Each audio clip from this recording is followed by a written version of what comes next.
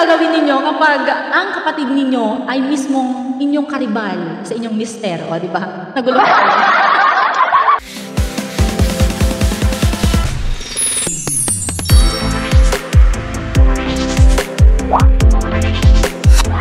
Ma'am, paano yung 69? Baka naman na mali lang siya nang nakita o nga. Hindi ko rin alam yung 69. Baka siguro 80, gano'n. Ma'am, dati ka bang nag-work sa FM radio? Yes po, dati po ako sa Big Sound FM. Magpa-69 na din siya sa iba. Agad. Ayan, ayon kay kumparing Prince Jr., kumaring Leia, magpa-69 ka na din daw sa iba. Agoy. Pwede naman kung gusto mo, pero nasa kanya, di ba? Shoutout kay Sir Yan Mariceli. Oy, Mariceli, kumaring Mariceli, shoutout sa'yo, I love ya. Magpa-69, alam ba niya ang 69, di ba? Kaya nga siya iniwan dahil hindi niya daw alam ang 69 at yun ang gusto ng kanyang asawa. Di ba? Sabi niya dito, sa kanyang liham, sabi daw ng kanyang asawa, alam mo, hindi mo kami mapapatawad sa aming nagawa, pero alam mo, mahal na mahal kita. Kaso iba ang aking hanap. Diba? Ang hanap nga ay yung laging naka-69. Naku, bawal po sa mga kaibigan natin na 18 below. Naku, magbasa muna kayo ng inyong mga assignment.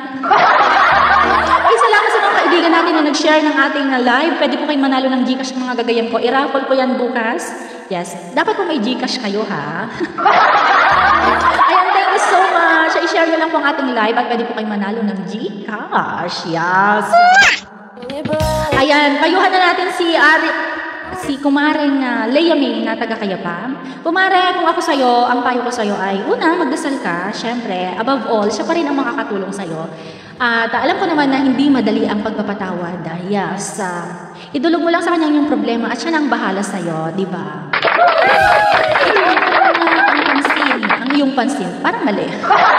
Ituon mo muna ang iyong buhay sa iyong anak. Yes, of course. Dahil ang iyong asawa at ang iyong kapatid ay, ano daw yun? Nag-loading. Ituon mo muna ang iyong focus sa iyong anak. Yes, tama. Kung ang anak ko nila ang problema mo, batas na po ang bahala doon. Saka karma is waving. Yes, tama. Pwede mo ipapilpo. Diba? Magkaroon ng justice. Ano magkaroon ng action ng kanyang asawa? Dahil hindi naman ganun kadali. Nalulukohin lang, papatawarin mo lang. Hindi ganun kadali. Kailangan mong ilaban ang iyong karapatan. Ganon. Lumalabas yung anger natin. Agoy.